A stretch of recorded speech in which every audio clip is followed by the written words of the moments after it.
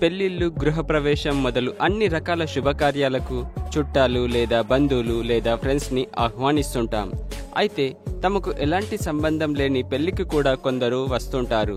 అనేక సందర్భాల్లో మనం పిలవకపోయినా కొంతమంది మన ఫంక్షన్కి వచ్చి తిని వెళ్ళిపోతుంటారు. వీరికి ఆ పెళ్లివారికి ఎలాంటి సంబంధం ఉండదు, అయినా వచ్చి హాయిగా తినేసి వెళ్ళిపోతుంటారు.